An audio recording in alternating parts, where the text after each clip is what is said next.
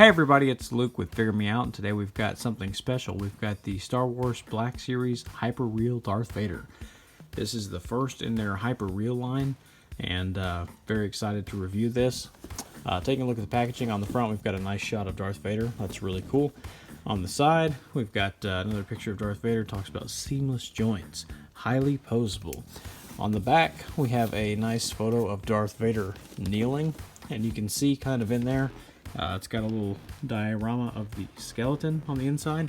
So this actually has a skeleton on the inside with, I guess, a soft rubber on the outside. We'll see once we crack it open. But if you want to read any of that stuff on the back, you can go ahead and pause this now. This is Disney and Hasbro that are making this, obviously, because they do that. Over here on this side, we've got a little window into looking at Darth Vader. And then there, if we open this, we have got, on the inside, a couple more pictures of Darth Vader. We've got a nice, look at him there. It says Darth Vader. It's embossed in that nice Black Series embossing thing that they use. That's pretty cool.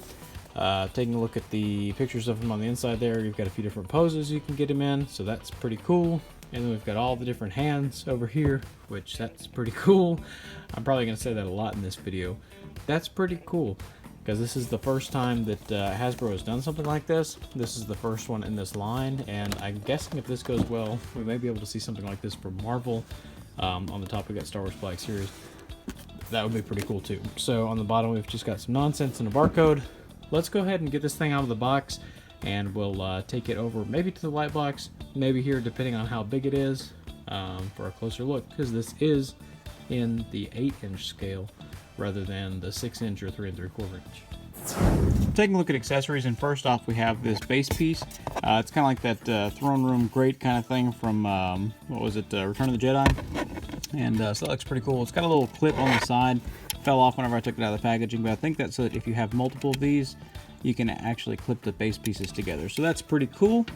Another accessory we get is this blast kind of effect thing. It's it actually plugs into, we'll go ahead and talk about one of the hands. On the right hand, one of the ones that came with them, it actually plugs in there, so it's like a force kind of effect. I'm not sure if that's from any particular scene. If it is, I can't remember, but it is a pretty cool effect, like a force push or like a getting shot at and he's deflecting it somehow. So that's pretty neat.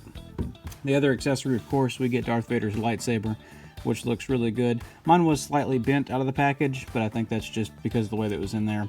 It is, semi-flexible, so with a little hot water and a little cold water, you should be able to get that. And the lightsaber part is removable.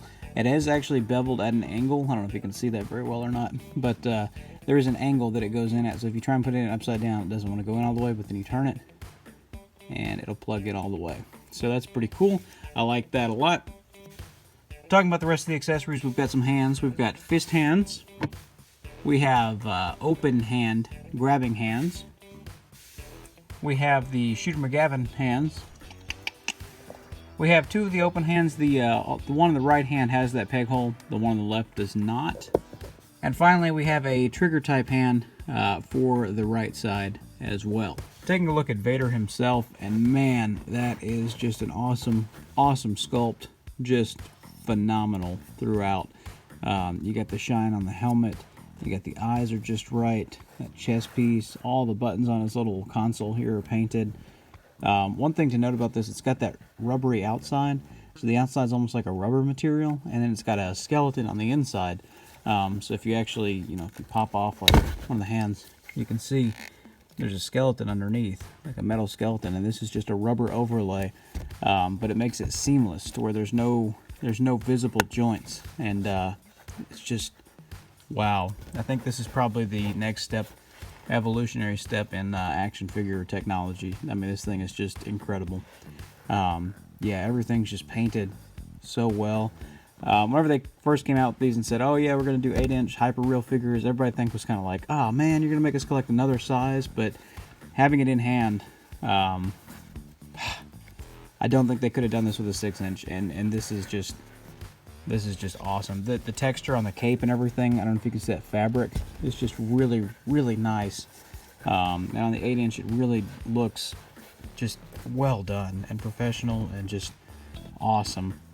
Like I said, no seams, That's really cool. So just overall, and just kind of look at the legs here.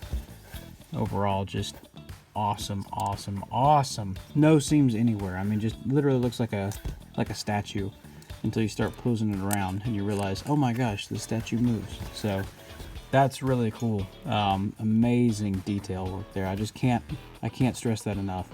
That looks so good. But let's go ahead and take him out of the light box here, and we'll start talking about some articulation. So talking about articulation, first off, I'm going to go ahead and show you guys here, a little behind the curtain.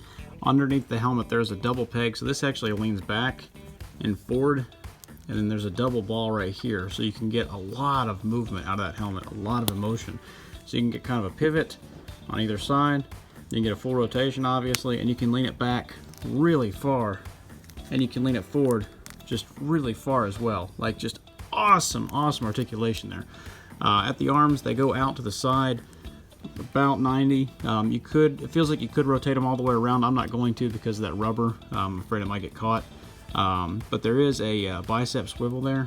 There is a double jointed elbow, it feels like, that comes in really far. I mean, on this side, you know, with the fist, you can get them almost all the way in. So that's really good. There is a waist rotation. There is a little bit of an ab crunch. Goes forward just a bit, back just a bit. I'm not going to push on it too hard because I actually broke him in half a minute ago. There's also a clip on that belt. I don't know if I showed that in the other video, but there's a clip on that belt for his lightsaber, which is really cool. I'm going to set that to the side for now. But the hips, they go out pretty good. Again, you can see you're kind of stressing that rubber a little bit, so I wouldn't go too crazy. You know, I wouldn't leave them like that all the time. Going forward, you can get really good range of motion going forward. You do get a double knee that comes in right about 90, maybe a little bit more if you, but it wants to kind of bounce back, it wants to kick back. So at the thigh, or at the boot, there is a swivel. There is an ankle that hinges down. It hinges up. Oh shoot, and I think I just broke one. Yep, I just broke it. So be careful with that. But it does hinge down and up, and the end of this is not attached, but there is an ankle rocker pivot as well. Just to kind of reiterate here, you can see where I broke the bottom of the boot. That was because I was trying to pull it up with the tip of the toe rather than the heel. So whenever you're going to pose this, make sure that you get the heel and not the tip of the foot, because it's actually not connected. It's the heel that's connected. So yeah, there are peg holes at the bottom as well, in case you're wondering. And luckily that doesn't seem to hinder posing at all, the break in there, so that's all right. The other thing is it should be easy to glue back together because it is just that plastic. It's really got me bothered though. For a size comparison, here he is next to the Black Series Darth Vader. That's the 40th anniversary, I believe, and then the Black Series Padawan Obi-Wan. Here he is next to the 12-inch Marvel Legends Spider-Man, and then the Hot Toys Obi-Wan Kenobi. Here he is next to a few Marvel Legends, and then the Masher Spider-Man there. We've got the Sunfire body, the Bucky cap, and the Hyperion, so a few standard size bodies there to give you a size idea. Here he is next to the Mezco 112 Collective Iron Man and the McFarlane Fortnite Skull Trooper. Here he is next to the Marvel Select Juggernaut and then the new Marvel Legends Juggernaut. And they actually scale, they're about the same height. So if you have that Select, or if you have that new Marvel Legends Juggernaut, they're about as big as that. Finally, here he is next to the Black Series Dewback. So that's it. That's the new Star Wars Black Series Hyperreal 8-inch Darth Vader. And overall, pretty fantastic figure. I've been playing with him for several days now. He's only broken on me today whenever I was shooting the review. So that's the first incident that I've had with him. Other than that, it's been pretty great. The one thing I do worry about with him is over time, the longevity of that rubber, that it makes up his outer, facade. I don't know how that's going to hold up over time. The inner skeleton, yeah, I think that thing's going to hold up forever. But the rubber on the outside, I'm thinking that over time we might see deterioration on that, especially if you keep them in certain poses. I think it's going to form to that. It's probably going to get sticky. Time will tell. Hopefully it lasts forever. But this is such a great figure. I hope it does. But I've been burned on that rubber before. I've seen that soft, squishy rubber, and it never holds up over time. So it'll be interesting to see what happens with this. I don't know. Time will tell. But for right now, he's pretty great, and I like him a lot. So we'll see. But what'd you guys think? Hit like, hit subscribe, check out my other videos. Check me out over on Instagram, Luke_figuremeout at Instagram.com. We're going to have some photos up of this guy and many others. And while you're there, go ahead and subscribe to that as well. Again, leave me a comment if you have any questions about this guy or if there's anything else that you want to know. And until we meet again, happy collecting.